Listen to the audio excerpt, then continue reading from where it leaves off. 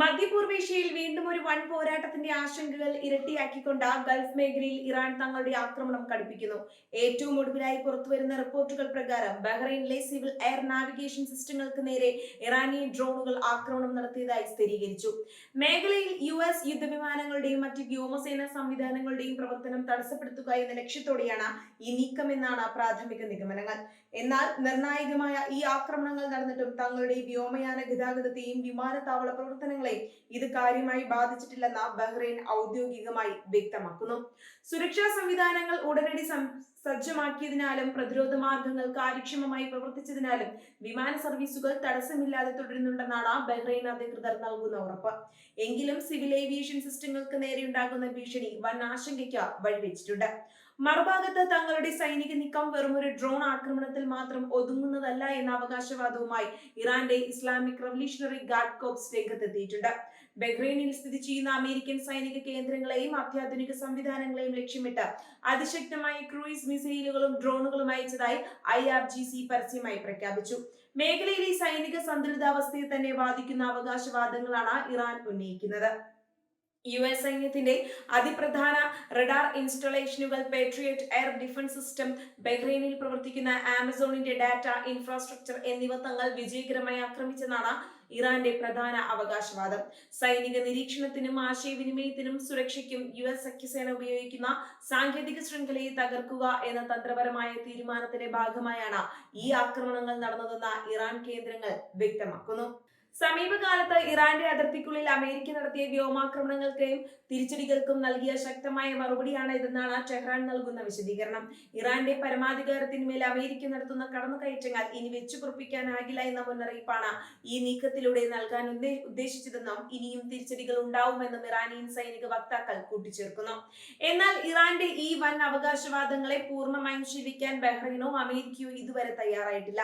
IRGC അവകാശപ്പെടുന്നത് പോലെ തങ്ങളുടെ റഡാർ സംവിധാനങ്ങൾക്കോ പേട്രിയറ്റ് മിസൈൽ പ്രതിരോധ നിലയ്ക്കോ നാശനഷ്ടങ്ങൾ സംഭവിച്ചിട്ടുണ്ടോ എന്ന കാര്യത്തിൽ US ഉദ്യോഗസ്ഥർ ഇതുവരെ പരസ്യമായ സ്ഥിരീകരണങ്ങളൊന്നും നൽകിയിട്ടില്ല. നിലവിൽ പുറത്തുവരുന്ന വിവരങ്ങൾ കൃത്യമായി അപഗ്രഥിച്ച ശേഷം മാത്രമായിരിക്കും അമേരിക്കയുടെ ഔദ്യോഗിക പ്രതികരണം. അതുപോലെ തന്നെ തങ്ങളുടെ രാജ്യത്ത് സ്ഥിതി ചെയ്യുന്ന ഇത്തരം സുപ്രധാന കേന്ദ്രങ്ങൾ നശിപ്പിക്കപ്പെട്ടു എന്ന വാദത്തെ ബഹ്റൈൻ ഭരണകൂടം സ്ഥിരീകരിച്ചിട്ടില്ല. സാധാരണ ജനങ്ങൾക്കിടയിൽ ഭീതി പടർത്താതിരിക്കാനും മേഖലയിൽ സമാധാന അന്തരീക്ഷം പൂർണ്ണമായി തകരാതിരിക്കാനും ബഹ്റൈൻ അതീവ ജാഗ്രത പുലർത്തുന്നുണ്ട്. നിലവിലെ സാഹചര്യത്തിൽ സുരക്ഷാ മുൻകരുതലുകൾ ശക്തമാക്കാനാണ് ബഹ്റൈൻ ഭരണകൂടത്തിന്റെ തീരുമാനം. IT മേഖലയിലും വാർത്താവിനിമയ രംഗത്തും നിർണായക പങ്കുവഹിക്കുന്ന ആമസോൺ ഡാറ്റ ഇൻഫ്രാസ്ട്രക്ചറിന് നേരെ ആക്രമണം നടന്നുവെന്ന ഇറാനിയൻ അവകാശവാദം ആഗോളതലത്തിൽ തന്നെ വലിയ ഞെട്ടലുണ്ടാക്കിയിട്ടുണ്ട്. ഒരു വിദേശ രാജ്യത്തെ വാണിജ്യ സാങ്കേതിക കേന്ദ്രങ്ങളെ സൈനിക ലക്ഷ്യങ്ങളായി കണ്ട് ആക്രമിക്കുന്നത് യുദ്ധത്തിന്റെ വ്യാപ്തി വർദ്ധിപ്പിക്കുമെന്ന വിലയിരുത്തലുകളുമുണ്ട്.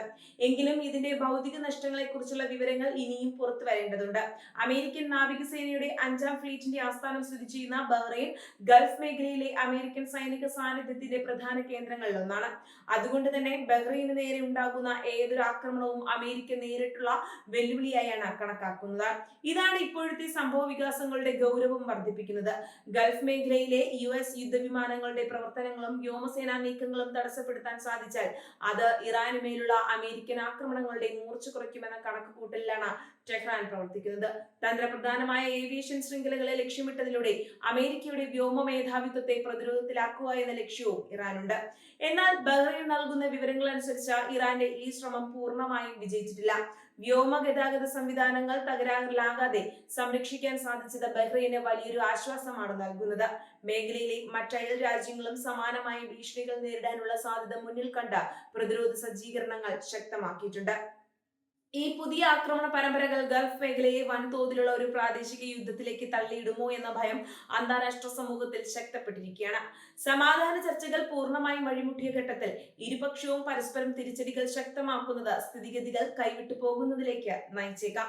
ഇറാൻ നടത്തിയെന്ന് അവകാശപ്പെടുന്ന ഈ ആക്രമണങ്ങൾക്ക് ബഹ്റൈനിലെ US സൈന്യവും പെന്റഗണും എപ്രകാരമായിരിക്കും തിരിച്ചടി നൽകുക എന്നാണ് ലോകം ഇപ്പോൾ ഉറ്റുനോക്കുന്നത്.